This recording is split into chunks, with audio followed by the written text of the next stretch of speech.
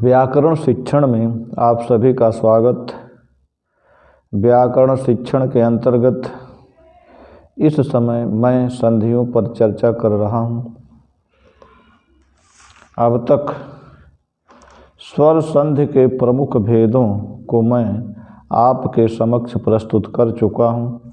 आज व्यंजन संधि के अंतर्गत जो सबसे महत्वपूर्ण संधि है, जिसको ईष्टुत्व संधि कहते हैं, आपके समक्ष प्रस्तुत करने चल रहा हूँ। आप ध्यानपूर्वक देखें। ईष्टुत्व संधि, ईष्टुत्व संधि, इसका सूत्र है इस्तोह इश्चुना इश्चुः, इस्तोह इश्चुना इश्चुः। संस्कृत में इसकी व्याख्या है सकार त वर्गयोः सकार च वर्गाभ्याम योगे सकार च वर्गौ अस्तः। कहते हैं कि सकार और त वर्ग का जब सकार और च वर्ग से योग होता है तो सकार और त वर्ग के स्थान में सकार और च वर्ग हो जाता है। अब आप इस सूत्र को आसानी से समझें। इस्तोह इश्चुना इश्चुः, इसमें इस्तोह से तात्पर्य है स दंत स, जिसे छोटा सा कहते हैं, और त वर्ग के अंतर्गत आता है त थ द ध न, त वर्ग के वर्ण हैं। कहते हैं सकार जो स है और त वर्ग त थ द ध न, ये वर्ण। इश्चुः का अर्थ है स शरीफा वाला, जिसको तालब सा या बड़ा सा कहते हैं यह, और च वर्ग माने च छ ज झ इं। यह सूत्र इस्तोह इश्चुना इश्चुः कहता है स और त वर्ग के वर्ण का, त थ द ध न का, स और च वर्ग के वर्ण के साथ मेल हो तो स और त वर्ग के स्थान में क्रमशः स और च वर्ग वाले वर्ण हो जाएं। पहले आप इस तरीके से समझें। कहने का तात्पर्य है यदि स का स अथवा च छ ज झ इं इनसे मेल हो तो स के स्थान पे स,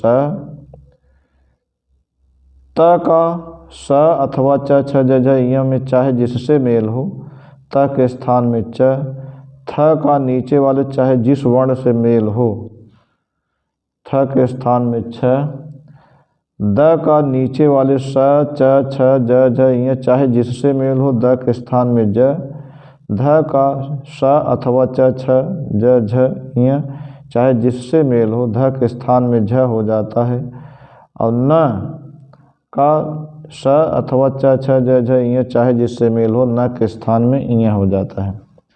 कहने का तात्पर्य है यहाँ हम जो चर्चा कर रहे हैं मेल हो, आगे पीछे वाली बात नहीं, एक स के बाद ए आए अथवा त के बाद आए, चाहे आगे आए चाहे पीछे, माने इन वर्णों का मेल होना चाहिए। कहने का तात्पर्य है स का चाहे स से मेल हो, चाहे च से, चाहे छ से, चाहे ज से, चाहे झ से, चाहे इं से, चाहे जिससे मेल हो, स के स्थान में, इस छोटे स के स्थान में बड़ा स हो जाएगा। त का नीचे वाले चाहे जिस वर्ण से, चाहे स से मेल हो, चाहे च से, चाहे छ से, चाहे ज से, चाहे झ से, चाहे इं से, चाहे जिससे मेल हो, त के स्थान में च हो जाएगा अगर मेल होगा इन वर्णों का। थ का नीचे वाले चाहे जिस वर्ण में से मेल हो, थ का चाहे स से मेल हो, चाहे थ के आगे आए चाहे पीछे, चाहे च से, चाहे छ से, चाहे ज से, चाहे झ से, चाहे इं से, चाहे जिससे मेल हो, थ के स्थान में छ हो जाता है। द का नीचे वाले चाहे जिस वर्ण से मेल हो द के स्थान में ज, ध का नीचे वाले चाहे जिस वर्ण से मेल हो ध के स्थान में झ, न का नीचे वाले चाहे जिस वर्ण से मेल हो न के स्थान में इं हो जाता है। कहने का तात्पर्य है इस्तोह के स्थान पर इष्टुः हो जाता है कब? जब इस्तोह वाले वर्ण का इष्टुः वाले वर्ण से मेल हो, चाहे जिस वर्ण से मेल होगा, लेकिन इस्तोह के स्थान पे क्रमशः ही आदेश होंगे। ऊपर वाले के स्थान में नीचे वाले क्रमशः हो जाएंगे, मेल चाहे जिस वर्ण से हो ऊपर वाले का। इसको नियम के रूप में जो मैंने बद्ध किया है कि स तथा त वर्ग के स्थान में क्रमशः स तथा च वर्ग, क्रमशः माने जैसे जैसे हैं एक उसी क्रम में स्थान पे बैठ जाएगा। स तथा च वर्ग हो जाता है यदि उसका स या च वर्ग के साथ योग हो, मेल हो।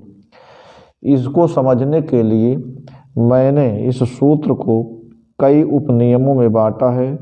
आप देखें, पहला उपनियम, यदि स का स अथवा च वर्ग च छ ज ज ञ के किसी भी वर्ण के साथ मेल हो तो स के स्थान में स हो जाता है, छोटे स के स्थान में स बड़ा स हो जाता है। जैसे बालस धन सेते, बालस, यहाँ स का स से मेल हो रहा है, स का स से मेल हो रहा है, इस स का स से मेल हो। सूत्र कहता है स्तो स्तुना स्तु, अगर स का स से मेल हो तो स के स्थान में बड़ा स हो जाए। स का स से मेल हो रहा तो इसके स्थान में हो गया बना बालस धन सेते। आधा स है, सभी व्यंजन अर्ध आधे ही होते हैं, स्वर रहित है तो आधा है, एक साथ मिला देंगे बनेगा बालस सेते, बालस धन सेते बराबर बालस सेते।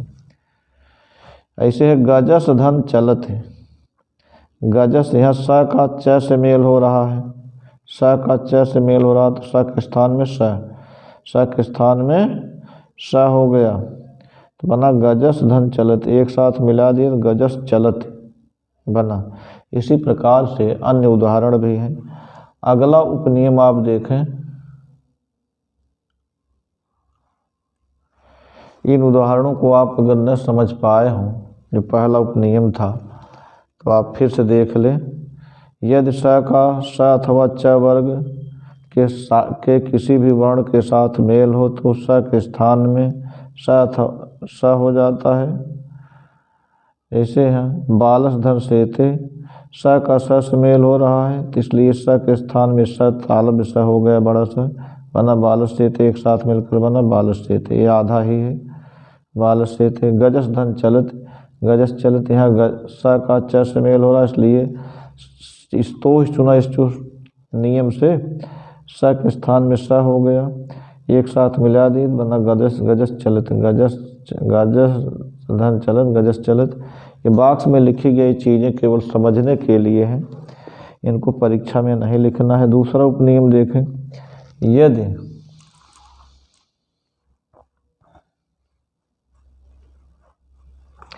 यदि ता का स अथवा च वर्ग के किसी भी वर्ण से मेल हो, त का स अथवा च वर्ग से किसी भी वर्ण से मेल हो तो त के स्थान में च हो जाता है, त के स्थान में च हो जाता है। यहाँ देखिए त के स्थान में च हो जाता है, त का नीचे वाले चाहे जिस वर्ण से मेल हो त के स्थान में च हो जाता है। यहाँ देखें, यदि त का स अथवा च वर्ग के किसी भी वर्ण से मेल हो तो त के स्थान में च हो जाता है। सत धन चित, यहाँ त का च से मेल हो रहा है तो त के स्थान में च हो गया बना सच धन चित, एक साथ मिला दिए तो बना सच्चित। ये बॉक्स वाली चीज़ें परीक्षा में नहीं लिखनी है। यदि परीक्षा में आए सत धन चित में संध कीजिए तो आप लिखेंगे सत धन चित बराबर सच्चित। यदि यह सच्चित का विच्छेद कीजिए तो सच्चित बराबर सत धन चित।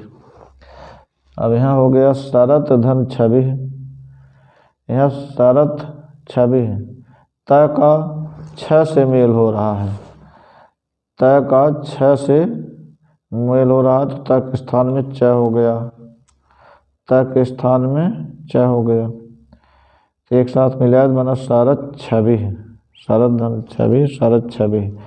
बॉक्स वाली चीज़ें केवल समझने के लिए हैं, इसको परीक्षा में नहीं लिखना है। यदि यह शरत धन छवि में संध कीजिए तो आप लिखेंगे शरत धन छवि बराबर शरत छवि, और यदि यह शरत छवि का संध विच्छेद कीजिए तो आप लिखेंगे शरत छवि बराबर शरत धन छवि। इसी तरह से अब आप देखें,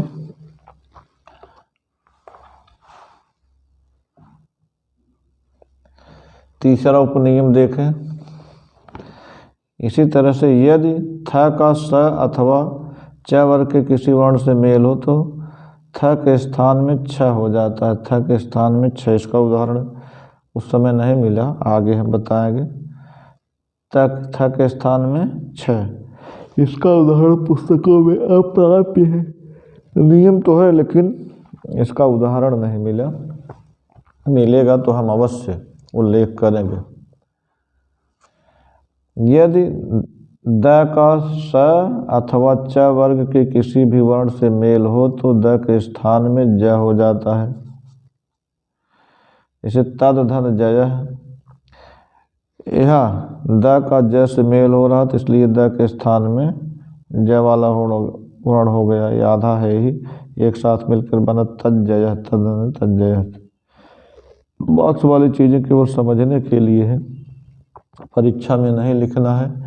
यदि परीक्षा में आए तद धन जय हमें संध कीजिए तो आप लिखेंगे तद धन जय बराबर तद जय। यदि आए विच्छेद कीजिए तो आप लिखेंगे तद जय बराबर तद धन जय। इसी तरह से अगला उपनियम है, यदि ध का स या च वर्ग के किसी वर्ण से मेल हो तो ध के स्थान में झ हो जाता है। ध के स्थान में झ होगा कब? जब स अथवा च वर्ग से मेल हो।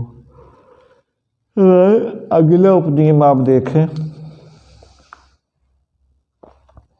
यदि न का स या च वर्ग के किसी भी वर्ण से मेल हो तो न के स्थान में इया हो जाता है।